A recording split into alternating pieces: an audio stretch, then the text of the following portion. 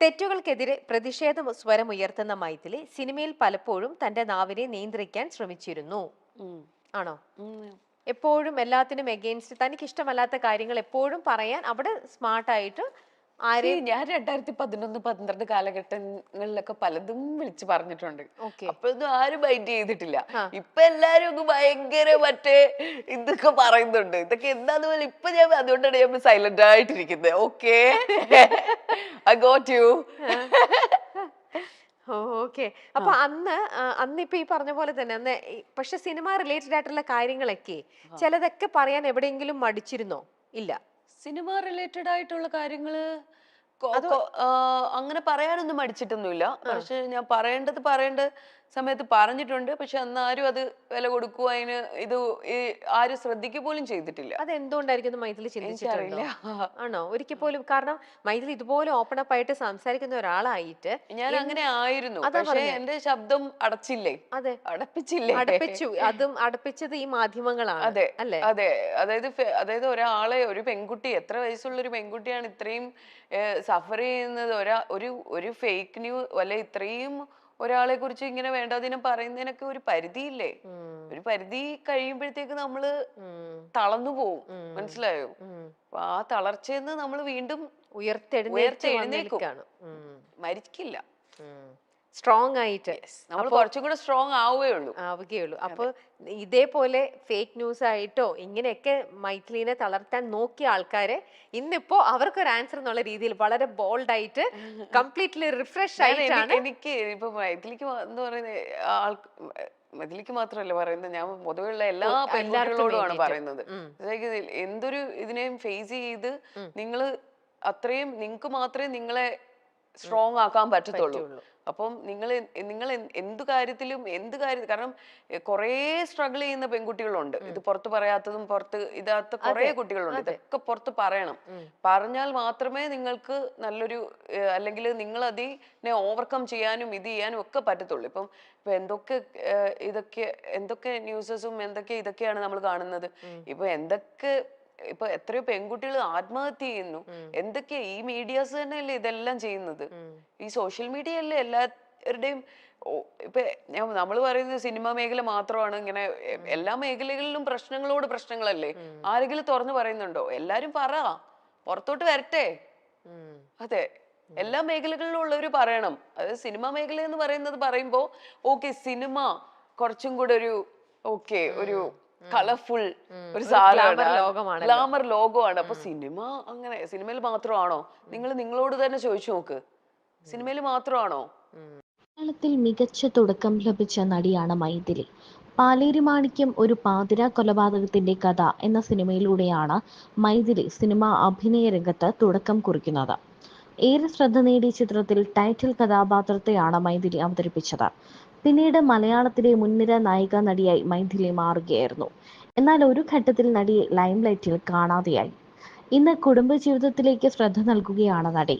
അമ്മയായ താരം ശക്തമായ കഥാപാത്രങ്ങളുമായി വീണ്ടും സിനിമാ രംഗത്തെത്തുമെന്നാണ് ആരാധകരുടെ പ്രതീക്ഷ.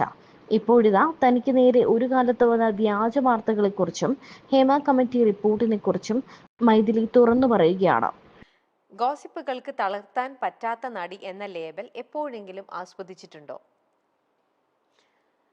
ഞാൻ അതിനോട് ആർഗ്യൂ ചെയ്യുന്നില്ല. I am enough, I am done enough.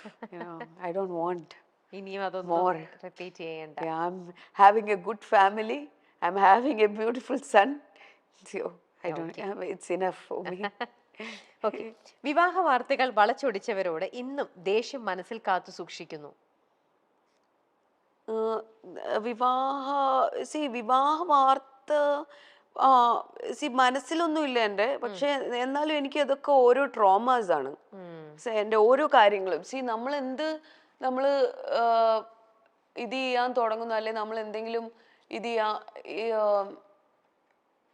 എന്താ പറയാ, ഇപ്പൊ നമ്മളൊരു കേസ് കൊടുക്കുന്നു, നമ്മൾ അതിനെതിരെ ഇത് ചെയ്തുകൊണ്ടിരിക്കുമ്പോ ഇതേ മാധ്യമങ്ങൾ ഇതേ കാര്യങ്ങൾ വെച്ച് തന്നെ അതായത് നമ്മുടെ ജീവിതത്തിനെയും കൂടെ കയറി ഇടപെടുക എന്ന് പറയുന്നത് ഇറ്റ്സ് വെരി ബാഡ്. യുനോ, അപ്പോഴും അവര് നമ്മളുടെ പേഴ്സണൽ ലൈഫിനെ കുറിച്ച് ചിന്തിക്കുന്നില്ല. നമ്മള് കല്യാണം പോലും വിട്ട് കാശാക്കുന്ന ആൾക്കാരാണ് ഇവിടെ ഉള്ളത്. എങ്ങനെങ്കിലും എന്തെങ്കിലും പറഞ്ഞ് അത് നെഗറ്റിവിറ്റി സ്പ്രെഡ് ചെയ്ത് അതിലൂടെ പൈസ ഉണ്ടാക്കുക എന്നുള്ള ഒരു എയിമാണ്. നിങ്ങക്ക് നല്ലത് നന്നായി ജീവിച്ചൂടെ? അതെ, അല്ലേ? എന്തിനല്ലേ നല്ലത് എഴുതി നന്നായി ജീവിച്ചൂടെ? സത്യം. എന്തിനാ ഈ വളച്ചൊടിച്ച വാർത്തകളുമായിട്ട് ഒരുപാട് ആൾക്കാര് അല്ലേ? അതെ, എന്തിന്റെ ഇതാണ് വെറുതെ ഓരോന്നും ഫേക്ക് ന്യൂസും ആക്കിക്കൊണ്ട്. നേരെ ഇനി ആരെ കുറിച്ച് എന്ത് എഴുതിയാലും നേരെ കംപ്ലൈന്റ് ചെയ്യുക, നേരെ പോയാൽ മതി. ഇനി പരിപാടി അതേ ഉള്ളൂ. അല്ലാണ്ട് ബാക്കി ഒരു പരിപാടിക്ക് നിൽക്കരുത്. ഡയറക്റ്റ് കംപ്ലൈന്റ് ചെയ്യുക, പരിപാടി ഇത് ചെയ്യുക. അല്ലാണ്ട് ഇതും പറഞ്ഞ് നമ്മൾ ഇതും സ്ട്രഗിൾ, നമ്മൾ വിചാരിക്കും ഓക്കെ കുറച്ച് കഴിയട്ടെ ഇനി ഇവര് നിർത്തുമായിരിക്കും, ഇവര് നിർത്തൂല. ഇവര് ഒരാളെ ഒരു ഇരയെ കിട്ടിയ പോലെയാണ് അവർക്ക്. അവരങ്ങോട്ട് മെഴുകുകയാണ് അതിനകത്തിട്ട്. അവരിങ്ങനെയൊക്കെ ചെയ്യുമ്പോ അവര് വിചാരിക്കുന്നില്ല എത്രത്തോളം മറ്റേ പേഴ്സണലിനെ വേദനിപ്പിക്കുന്നുണ്ട്. അവര് പോകുന്ന മെന്റൽ ആ ഒരു ട്രോമ ഇതൊന്നും ഒരിക്കലും അവര് ചിന്തിക്കുന്നതേ ഇല്ല. മെന്റലാണ്. ആ അത്തരം വിഭാഗക്കാരെന്ന് പറയുന്നതേ ഒരു മെന്റലാണ്. അപ്പൊ ആ മെന്റൽ ഇതിനകത്തോട്ട് നമ്മൾ ചെന്ന് പെടാതിരിക്കുക. Because it makes us mental. മനസ്സിലാവുന്നുണ്ടോ? ശരിക്കും അതാണ്. അപ്പൊ അതിനകത്തോട്ട് ചെന്ന് പെടാതിരിക്കുക എന്നുള്ളതാണ് നമ്മൾ ശ്രദ്ധിക്കേണ്ടത്. അതെ, അവര് ചെയ്യുന്നതിന്റെ അവർക്ക് കിട്ടിക്കോളും. അതെ, പണ്ടൊക്കെ പിന്നെ ആയിരുന്നു, ആണല്ലേ? സിനിമയിൽ നിന്നും മാറ്റി നിർത്തലുകൾ ഉണ്ടായിന്ന് വിശ്വസിക്കുന്നുണ്ടോ? വിശ്വസിക്കുന്നുണ്ട്. ഉണ്ട്. മാറ്റി നിർത്തലുകൾ ഉണ്ടായിട്ടുണ്ടാവാം. കാരണം അതുകൊണ്ടല്ലേ ഈ ചാൻസസ് ഒക്കെ നമുക്ക് അങ്ങോട്ടും ഇങ്ങോട്ടും ഒക്കെ മാറി പോകുന്നത്. പിന്നെ അതൊക്കെ നമുക്ക് ഒരിക്കലും ക്ലെയിം ചെയ്യാൻ പറ്റൂല. ചിലപ്പം ഞാൻ പറഞ്ഞില്ലേ ഒരു സ്ക്രിപ്റ്റ്, ഇപ്പൊ ഞാൻ പറഞ്ഞ ഒരു വിഭാഗം ആൾക്കാർക്കോ അവർ ആ പടത്തിൽ വേണ്ട, അവർ ഈ പടത്തിൽ വേണ്ട എന്ന് തീരുമാനിച്ചതാണ് അവരൊരു സർക്കിള്.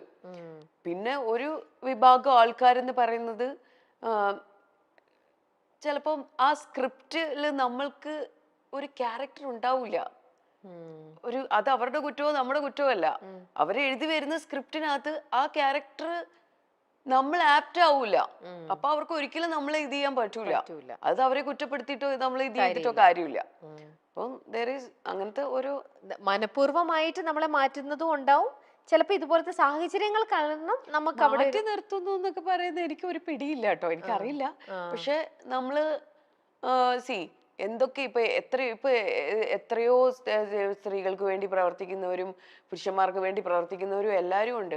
എന്നാ ഒരാള് വിചാരിച്ചാൽ നമുക്ക് ഏതെങ്കിലും ഒരു സ്ത്രീക്ക് ഒരു ഇത് പറ്റിക്കഴിഞ്ഞു, എന്തെങ്കിലും അല്ലെ ബുദ്ധിമുട്ട് ഉണ്ടായി, അവരെ ഒന്ന് കൈപിടിച്ച് തിരിച്ച് കൊണ്ടുവരാം എന്നാരും ചിന്തിക്കുന്നില്ലല്ലോ. എന്നാരും ചിന്തിക്കുന്നില്ലല്ലോ.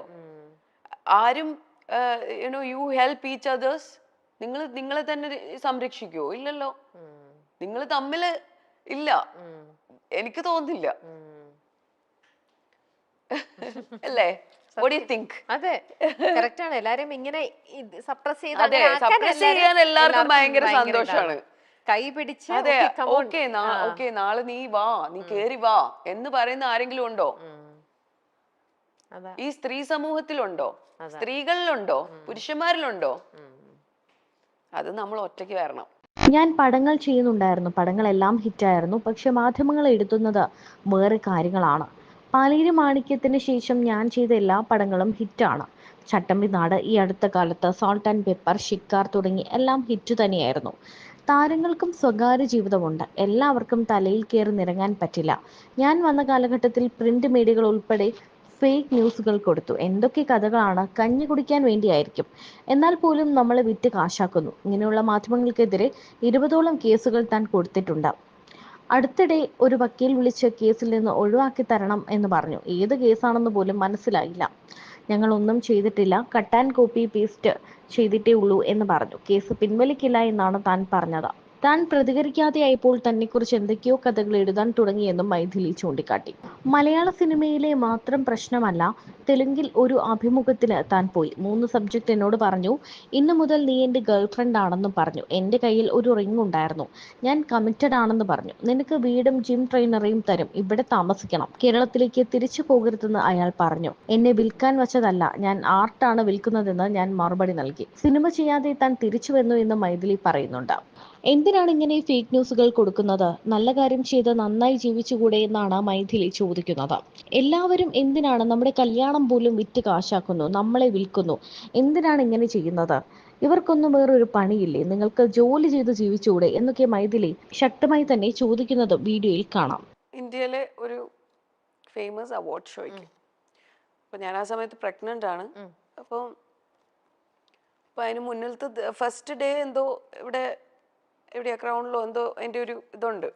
അപ്പം അതിന് വരുവാണെന്നുണ്ടെങ്കിൽ ബാക്കി പിറ്റേന്ന് മറ്റേ ഇത് വരിക. അപ്പം ഞാൻ പറഞ്ഞു ഞാൻ എന്തായാലും ക്രൗണിൽ വരാൻ പറ്റൂല, ഞാൻ ഡയറക്റ്റ് അവാർഡിന് വന്നോളാം എന്ന് പറഞ്ഞു. അത് കഴിഞ്ഞിട്ട് പുള്ളി എന്നെ വിളിച്ചില്ല. അപ്പം ഞാൻ ചോദിച്ചു, അപ്പം ഇതൊക്കെ കഴിഞ്ഞിട്ട് പുള്ളി എന്നെ വിളിച്ചു. അപ്പം ഞാൻ ചോദിച്ചു, നിങ്ങൾ എന്തിനാണ് എന്നെ വിളിക്കുന്നത്? അപ്പോൾ പറഞ്ഞു ഇതുപോലെ അത് ഞാൻ പറഞ്ഞു നിങ്ങൾ ഇവിടുന്ന് ഞാൻ കണ്ടു, ഞാൻ ആർട്ടിസ്റ്റിനെയൊക്കെ ഇവിടുന്ന് കണ്ടു, ഇവിടെ അപ്പോൾ എൻ്റെ അടുത്ത് പുള്ളി പറഞ്ഞ ഒരു ഡയലോഗുണ്ട്. പുള്ളി പറഞ്ഞത് സോഷ്യൽ മീഡിയയിൽ ഇത്ര ഫോളോവേഴ്സ് ഉള്ളവരെയാണ് അവിടുന്ന് അവാർഡ്സിന് വിളിക്കുന്നതെന്ന്. അപ്പം ഞാൻ ചോദിച്ചു അതെയോ, ഓക്കെ. ഞാൻ പറഞ്ഞു നാണോ ഇല്ലല്ലോ തനിക്ക്, ഇത് പറയാനുള്ള നാണോ ഉണ്ടോ?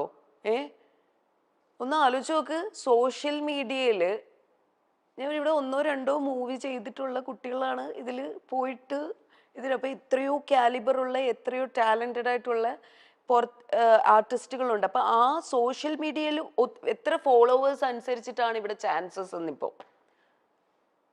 അതായത് അതനുസരിച്ചിട്ടാണ് ഓരോരുത്തർക്ക് ചാൻസസ് വരുന്നതെന്ന്. ഹിന്ദിയിലും തമിഴിലും മലയാളത്തിലും എത്ര ഫോളോവേഴ്സ് ഉണ്ടോ അതിനനുസരിച്ചിട്ടാണ് ചാൻസസ് വരുന്നതെന്ന്. ഞാൻ എന്ത് മണ്ടത്തരമാണ് ഇയാൾ ഈ പറയുന്നത്? ഇല്ലേ, നിങ്ങൾക്ക് തോന്നുന്നില്ലേ? നിങ്ങൾക്ക് കേട്ടിട്ട് എന്താ തോന്നുന്നത്? ഞാൻ അനുഭവിച്ചൊരു കാര്യമാണ്. ഒരു അവാർഡ് നൈറ്റിന് എന്താ ഇത് ചെയ്താത്തേന്ന് ചോദിച്ചതിനുള്ള മറുപടിയാണ്. നിങ്ങൾ പിന്നെന്താ എന്നെ വിളിക്കാഞ്ഞത്? നിങ്ങൾ വിളിച്ചില്ലല്ലോ, നിങ്ങൾ ഇതിന് വിളിച്ചിട്ട് ഇത് ചെയ്യാന്നല്ലേ പറഞ്ഞത് എന്ന് ചോദിച്ചപ്പോൾ പറഞ്ഞു അത് മറ്റേ ഇതാ കാര്യമെന്ന്. മേലെ എന്നെ വിളിച്ചു പോയത് പറഞ്ഞു ഒരു കാര്യത്തിനും. എന്താ അല്ലേ, എത്രയോ ടാലന്റഡ് ആയിട്ടുള്ള ആർട്ടിസ്റ്റുകളുണ്ട്. ഈ സോഷ്യൽ മീഡിയയിലെ ഫോളോവേഴ്സിനെ പൈസ കൊടുത്ത് വാങ്ങിക്കാം. എത്രയോ പേര് പൈസ കൊടുത്ത് വാങ്ങിച്ചിട്ടുണ്ട്. ഞാനൊന്നും പൈസ കൊടുത്തല്ല വാങ്ങിച്ചിട്ടുള്ള കേട്ടോ. എനിക്ക് ജെന്യൂൻ ആയിട്ടുള്ള കുറച്ച് ഫോളോവേഴ്സേ ഉള്ളൂ, പക്ഷെ ജെന്യൂൻ ആയിട്ടുള്ള ആൾക്കാരാണ് കേട്ടോ. ഞാൻ ഇത്ര ആക്റ്റീവ് ആയിട്ടുള്ള ഒരാളല്ല, പക്ഷെ മനസ്സിലാവുന്നുണ്ടോ? അപ്പൊ അങ്ങനത്തെ ഒരു എക്സ്പീരിയൻസ് ആണ് എനിക്ക് ഇങ്ങനത്തെ ഒരു സാധനത്തിൽ നിന്ന് കിട്ടിയത്.